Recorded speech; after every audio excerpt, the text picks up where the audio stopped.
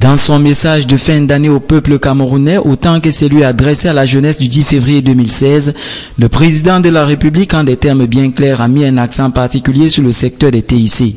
Pour Paul Biya, les TIC apparaissent comme l'un des leviers indispensables pour l'industrialisation du Cameroun. Les propos du chef de l'État se résument en fait à l'utilisation d'Internet, mais beaucoup plus Internet à haut débit. Sur ce plan, les experts pensent que le Cameroun a encore du chemin. La fracture numérique du pays se nourrit de l'insuffisance d'un réseau backbone national en fibre optique, de la faiblesse d'accès aux câbles sous-marins en fibre optique et l'absence des points d'échange Internet et de centraux téléphoniques de nouvelle génération. La pose de la fibre optique sur un linéaire de 6000 km est en effet encourageante, mais il faut parachever ce projet en construisant les 4000 km restants. La connexion des administrations et des ménages aux terminaux de la fibre optique est aussi d'une nécessité urgente. Internet à haut débit n'est possible que grâce à la mise en place des infrastructures à la hauteur de la large bande. Il faudra également penser au maillage du territoire par les 5 câbles sous-marins qui seront bientôt installés. La disponibilité d'une énergie électrique suffisante. Pour véritablement rattraper notre retard au plus vite, il faut renforcer le backbone national de fibre optique pour garantir l'accès universel à Internet aux services numériques. À travers des politiques publiques véritablement incitatives, les pouvoirs publics doivent stimuler à la production et l'offre des contenus numériques. Une révision du code des investissements est nécessaire pour intégrer la réalité des start-up et leur permettre de bénéficier des investissements. L'administration doit faire son aggiornamento pour opérer une mutation numérique. De manière générale, il faut promouvoir une culture numérique dans les actes de la vie quotidienne. Cette éducation à l'économie numérique doit questionner la nécessité de réformer les programmes scolaires et universitaires actuels. Il faudra en définitive songer à garantir la cybersécurité des échanges à travers la protection des données individuelles et la lutte contre toute forme de cybercriminalité. Le Cameroun, dont le nombre d'utilisateurs d'Internet représente 20% de la population avec un taux de contribution des TIC au PIB de 5%, est classé parmi les pays à faible score en matière de pénétration d'Internet des TIC. Le géant de la sous-région Afrique centrale gagnerait à copier l'exemple du Rwanda où toutes les administrations du pays sont en train d'être digitalisées à travers le portail Irembo qui crée un contact direct et permanent entre les citoyens rwandais et les administrations. Ils sont nombreux à avoir trouvé des raisons pour justifier le fait qu'une quelconque taxe leur a été imposée au moment de l'achat de crédits de communication par ces entreprises de téléphonie mobile basées au Cameroun. C'est donc pour compenser cet ajout que les revendeurs de crédits de communication se sont trouvés dans l'obligation de combler ce gros manque avec des montants allant de 25 francs à 50 francs CFA pour celui qui souhaiterait effectuer une transaction allant de 500 francs CFA de crédit de communication ou plus dans l'optique de voir leurs revenus accroître. Même si les consommateurs se sont laissés tout de même surprendre par cette nouvelle qui pour eux reste anormale, ils exigent tout de même des explications de la part de ces entreprises de téléphonie mobile. Et on augmente sans toutefois avertir à la population, c'est pas bien. Et il faudra que le gouvernement prenne note de tout ça. Ils font les augmentations sans toutefois aviser. Ça c'est un truc qui doit être préparé. Et MTN, que ce soit Nestlé et Orange, doivent s'entendre pour pouvoir donner un vil prix. S'il est clair que la nouvelle n'a pas fait l'unanimité, il convient de relever que certains commerçants de crédit de consommation se sont réjouis de cette légère augmentation qui venait ainsi booster le gain journalier déjà minable et croisent les pouces afin que cela perdure. Ça ne me fait pas du tout de débourser une somme de 200 et puis on me demande encore 25 francs. Vraiment, moi, ça sonne mal dans ma tête. Chose de courte durée puisque ces entreprises viennent de siffler la fin de la récréation via des messages indiquant les prix de transfert de crédit de communication ne sont frappés d'aucune taxe. La publicité en termes simples est le moyen universel par lequel le message du producteur atteint le consommateur. Le message publicitaire, pour atteindre son objectif, s'adresse à tous les sens et revêt des formes variées. Et comme partout ailleurs, la réclame est en effet un des socles sur lesquels se repose l'économie camerounaise. Malheureusement, elle n'est pas exempte de dérives. Le secteur de la téléphonie mobile, par exemple, répète à longueur de journée des slogans élogieux sur l'existence de plusieurs G. Pour ne citer que ce cas précis, il s'agit d'une pratique qualifiée à juste titre de publicité mensongère, étant entendu que le consommateur peine à accéder à la carte G pour ne citer que cette offre. Sur la place du marché, notre touché est séduit lorsqu'il soupèse un échantillon qui sera malheureusement différent de ce que l'on achètera. Les affichages sur panneaux publicitaires connaissent aussi des problèmes d'implantation anarchique. L'on relève à ce niveau la recrudescence des activités illégales. La signature il y a quelques jours des nouveaux contrats de régie d'affichage de la CUD avec 11 entreprises semble ne point résoudre tous les manquements. Les teasings, qui sont des campagnes d'affichage multiséquentielles avant la dernière révélation d'une réclame, présentent parfois des messages équivoques. L'on en veut pour preuve le fameux « Ceci est une déclaration d'amour » teasing qui présentait 2 enfants dont une fillette prête à faire un baiser sensuel à un garçon, cachant sur son dos un bouquet de fleurs. L'affichage paru en 2008 avait été rayé des panneaux publicitaires de Yaoundé, tout comme cet autre teasing, soit c'en est assez, il faut que la vérité sorte, récemment interdit par le préfet du Vouri. La publicité autorise la concurrence loyale, n'accorde pas pour autant le droit au mensonge. Elle porte du fruit dans la légalité et contribue à la beauté des villes avec un peu de responsabilité. Un teasing entretient la curiosité du public mais requiert un certain doigté.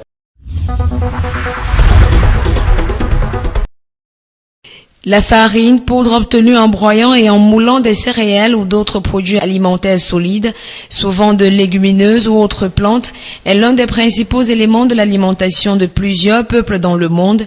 Elle est à la base de la fabrication des pains, des pâtes, des crêpes, des pâtisseries et de plusieurs mets préparés en fonction du taux de cendre obtenu après incinération de la matière première. On distingue plusieurs types de farine. Ceux plus connus dans notre contexte et partant plus utilisés sont le type 45 destiné à la pâtisserie et le type 55 destiné au pain blanc, pâte à tarte et pizza. Avec la consommation de pain qui est quasi incontournable au Cameroun, associée à cela d'autres aliments non négligeables, la farine est devenue une denrée précieuse et parfois rare, ou mieux encore assez chère. L'on se souvient qu'en 2015, les industries meunières opérant au Cameroun avaient résolu d'augmenter significativement les prix de la farine suite aux mesures fiscales face auxquelles elles étaient confrontées, notamment le doublement du minimum de perception de l'impôt sur les sociétés. Cette annonce avait tout de suite suscité la réaction des boulangers, dont la stratégie était à leur tour de revoir à la hausse le prix du pain dans leurs étals. Aujourd'hui, le pain est vendu à 100 francs en moyenne, fonction du grammage. Dans les quartiers de la cité économique Douala, les populations murmurent encore sur la baguette, qui leur est vendue à 125 francs CFA, tarif légal retenu par le gouvernement. Pour certains, c'est plus le grammage et le doute sur les composantes nutritives que le prix en lui-même qui pose problème. Face à cette situation, il est primordial de trouver des mesures palliatives. La solution pourrait donc résider dans l'extension de l'offre de la farine. En plus de la farine de blé, on pourrait également produire celle à base de sorgho, de plantain, de maïs, d'igname, de manioc ou encore de patates douces qui pourraient remplacer dans une certaine proportion celle du blé. Les études menées révèlent par exemple que la patate douce peut, dans la fabrication du pain, remplacer le blé à 80%, le manioc à 10%, le maïs entre 5 et 10%, le pain à base de farine de blé n'étant prisé que pour sa croûte dorée et sa mie blanche. Avec les avancées technologiques et les projets de modernisation des produits agroalimentaires, tels le manioc et le maïs dans tout le territoire camerounais, il n'est pas utopique d'espérer.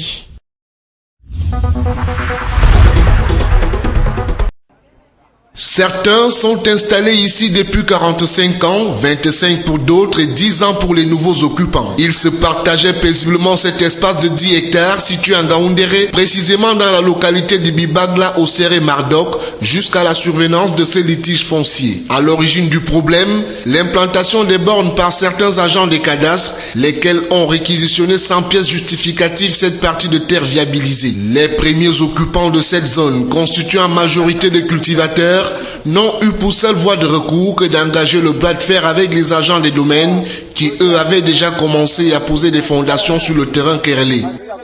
On m'a appelé qu'il y a le caillou déjà sur mon terrain. J'arrive, on me dit que c'est la commission est descendue un mercredi.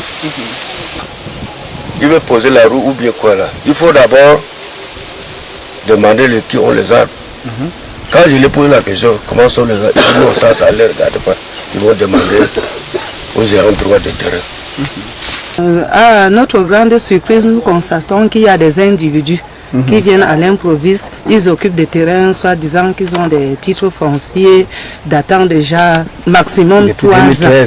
Mais nous savons que nous avions exploité ici depuis fort longtemps, des trentaines et des quarantaines d'années pour certains. Les premiers occupants qui pointent un doigt accusateur sur certains agents des domaines des affaires foncières sollicitent accord et adis à l'arbitrage de l'administration. Que ces gens qui sont assis dans leur petit bureau du cadastre, parce que tout part du cadastre. Tu pars du cadastre. Et c'est là où le problème se pose. Les victimes trouvées sur les lieux relèvent que certains hauts responsables de la République sont impliqués dans cette affaire. Maintenant, des individus qui impliquent le ministre Madame Yao Aoussatou, qui impliquent Alain Mebengo, qui implique, mais vraiment, dites-moi, ces gens-là, Yao Aoussatou connaît le lieu ici. Au sujet des titres fonciers, aucune partie dans ce litige n'en possède. Mais les premiers occupants font savoir que la procédure d'obtention a été lancée depuis 2013. En attendant la résolution de cette équation foncière à plusieurs inconnus, certains riverains ont jugé utile de porter le problème à l'appréciation des autorités administratives de la ville, car, disent-ils, la terre appartient aux premiers occupants. La terre appartient aux premiers occupants. Nous sommes ici plus d'une quarantaine d'années. Dynamisme, courage, amour et autres promesses non tenues des hommes, exprimées à travers des rythmes variés tels que le bikoussi, la rumba, le folklore ékan, le merengue et le slow. Voilà les thèmes qui composent le tout premier album de Marlise Zezeze, déjà dans les bacs. Ce qui m'a le plus inspiré, c'est d'abord ce qu'on vit au quotidien, en famille. Je viens d'une famille où les parents sont tellement conservateurs. Donc c'est ça qui m'a beaucoup inspiré en fait, voir comment ils vivent au quotidien, parce qu'en fait ils sont mes modèles, donc ce sont mes demi-dieux sur cette terre. Face à la presse 12 avril à Douala, l'artiste qu'accompagnait son arrangeur a présenté aux hommes et femmes de médias son parcours dans la musique qui n'est pas sans difficulté, mais qui lui a permis de servir au public et autres mélomanes la somme des expériences acquises. Ça a été tellement difficile pour moi. Pourquoi? Parce que je fais d'abord un travail qui m'absorbe énormément. C'est-à-dire, je fais des cartes podium presque tous les jours. Donc, il fallait faire des sacrifices. Oui.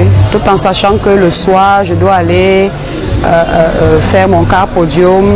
Ça n'a pas du tout été facile, mais il fallait que j'enregistre parce que je me sentais déjà prête dans mon esprit, prête dans mon âme et dans ma tête.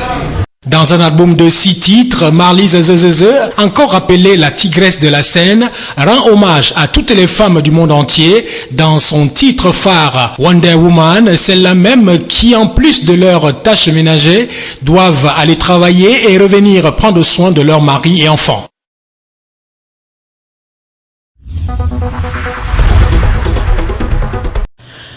Pour la semaine du 11 au 17 avril 2016, le glas a d'ores et déjà sonné. L'on a retenu au passage que c'est par l'économie qu'elle s'est ouverte aux grands axes de l'actualité avec la réunion à Yaoundé des ministres des Finances de la zone franc. 15 préposés aux finances des pays membres de l'UEMOA en Afrique de l'Ouest et de la CEMAC en Afrique centrale ont, aux côtés de Michel Sapin, ministre des Finances français, tablé sur l'importance d'une rationalisation des dépenses publiques. Les conséquences de la chute des coûts des matières premières dominaient les assises de la capitale camerounaise. Selon le Fonds monétaire international, les pays de la CEMAC les plus menacés par la baisse des cours pourraient enregistrer un déficit de leur compte courant de 8% du produit intérieur brut en 2016, alors qu'ils se trouvaient dans une situation de quasi-équilibre en 2013. Une situation qui a poussé certains à contracter des emprunts auprès des marchés internationaux à des taux frôlant parfois les 10%. Ce sommet de la zone franc qui s'achève intervient par ailleurs sous fond d'interrogation persistante sur l'avenir du franc CFA utilisé par les pays de la région depuis plus de 70 ans et dont certains souhaitent l'abandon au profit d'une monnaie sans 100% africaine. Les travaux de la zone franc dans le registre de l'économie ont passé le témoin à la coopération Cameroun BAD. Il s'est agi d'un atelier de 2 jours qui s'est ouvert mardi dernier et qui vise à réduire les délais de décaissement et d'exécution des projets. Les assises que co-présidait Yaouba Abdoulaye, le ministre camerounais délégué auprès du ministre de l'économie, et de Racine Khan, le représentant résident de la BAD au Cameroun. Sur la santé cette semaine, encre et salive ont coulé sur la semaine de la drépanocytose.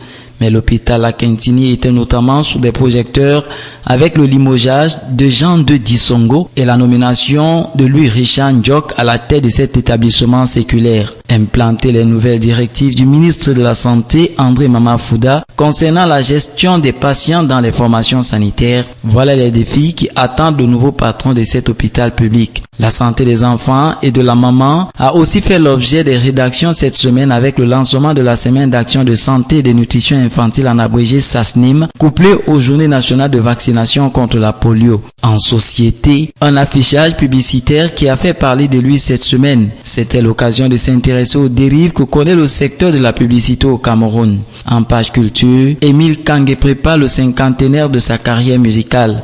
L'artiste musicien a organisé une conférence de presse à Douala. Il a été retenu au terme de l'entretien avec les journalistes que la célébration du 50aire de la carrière musicale de ce géant de la culture camerounaise va se résumer en une soirée de gala le 30 avril prochain à Douala. En sport cette semaine, le Canon de Yaoundé se hisse à la tête de la Ligue 1 après sa victoire 3 buts contre 1 sur les Astres de Douala pour le compte de la 11e journée.